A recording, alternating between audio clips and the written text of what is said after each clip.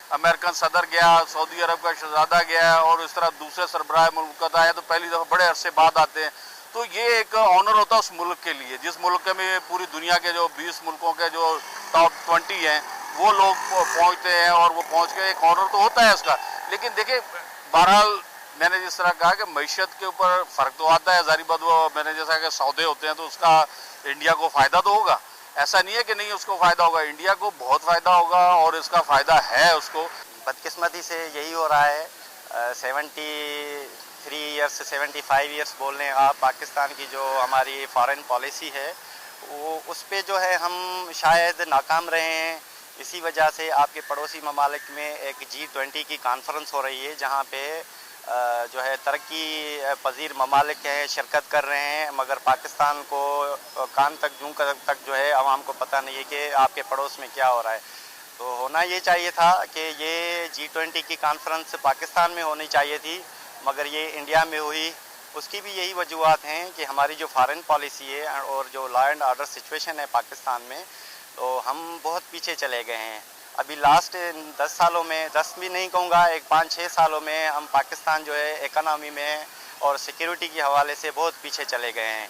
शायद हमें दुनिया ने जो है साइड लाइन पे लगा लिया है, क्योंकि आज हम अपनी इकॉनमी को डिफ़ॉल्ट होने से बचाने की कोशिश कर रहे हैं और इंडिया जो है वो वर्ल्ड के जो 20 बेहतरीन बड़ी क़ुव्वतें हैं उनके साथ खुशगपियों में मशरूफ़ है। तो मैं समझता हूँ इंडिया ने बहुत ही आला स्टेप लिया है ये वाला कि उनको ये होस्ट मिला। बहुत ही अहम मौका था इंडियंस के लिए, सर फ़ख्र से बुलंद हुए होंगे उनके, और हमारे लिए ये हज़ीमत है कि हमने सारा कुछ होने के बावजूद वही कुदरती वसाइल जो इंडिया के पास हैं वही हमारे पास हैं, सेम डेमोग्राफी है, लेकिन आज हमारे हालात देख लें, इंडिया के देख लें। इंडिया की जो तस्वीरें आई हैं PM मोदी की मुख्तलिफ सरबराहान ममलकत के साथ, वो इंडिया का जो पॉजिटिव चेहरा है वो दुनिया में दिखाने में बहुत बावर हुए हैं। वहाँ पे सारी दुनिया के जो बड़ी 20 पावरफुल कंट्री हैं उनके सारे ममालिक पे, तो ज़ाहिर है जहाँ पे 20 ममालिक के सरबराह होंगे दुनिया के सबसे बड़ी इकॉनमी के, तो सारी दुनिया की निगाहें भी वहाँ पे ही होंगी।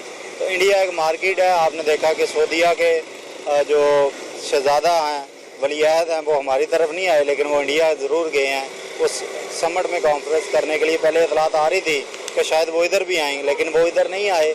इससे आपको समझ आनी चाहिए कि इंडिया कितना लोगों के लिए इम्पोर्टेंट हो गया है, ख़ास तौर पे G20 ममालिक का वहाँ पे होना और बांग्लादेश को वहाँ पे बुलाया जाना।